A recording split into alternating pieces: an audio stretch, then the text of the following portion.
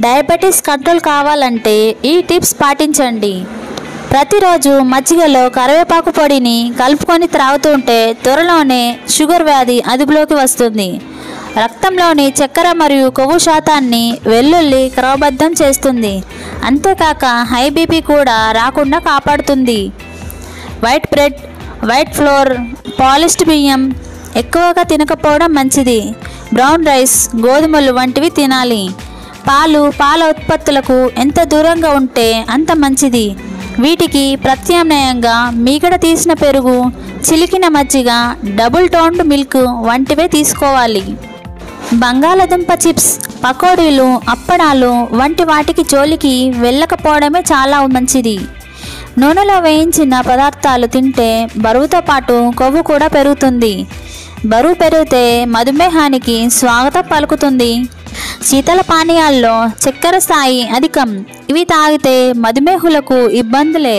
పండ్ల రసాల వల్ల కూడా రక్తంలో గ్లూకోజ్ స్థాయిలు పెరుగుతాయి. వాటికి చక్కెర రోగులు దూరంగా ఉండాలి. తక్కువ అన్నం, ఎక్కువ కూరగాయలు తినాలి. అలా అని దుంప కూరలు తినకూడదు. బంగాళదుంప, చేమదుంప, చిలగడదుంప వంటి దుంపలు, అరటికాయ వంటి పిండి పదార్థాలు ఎక్కువగా ఉండే కూరలు మధుమేహ రోగులకు చేటు. బీరకాయ, సోరకాయ, పుట్లకాయ, కాకరకాయ, దొండ, బెండ, క్యాబేజీ, క్యాలీఫ్లవర్ ఆకుకూరలు ఎక్కువగా తీసుకోవాలి.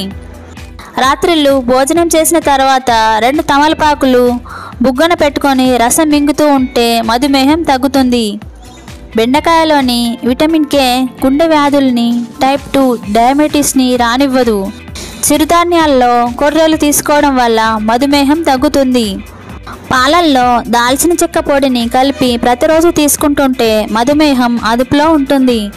చక్కెర, పాలు తగ్గించడానికి దాల్చిన చెక్క చేసే మేలు ఎంతో మంచిది. గ్రీన్ టీ తీసుకోవడం వల్ల మధుమేహాన్ని అదుపు చేయొచ్చు. నేరేడు పండ్లు మధుమేహ నివారణలో గణనీయంగా పనిచేస్తాయి. మరిన్ని ఆరోగ్య సూత్రాల కోసం ఆరోగ్య చక్రం ఛానల్ని సబ్స్క్రైబ్ చేయండి.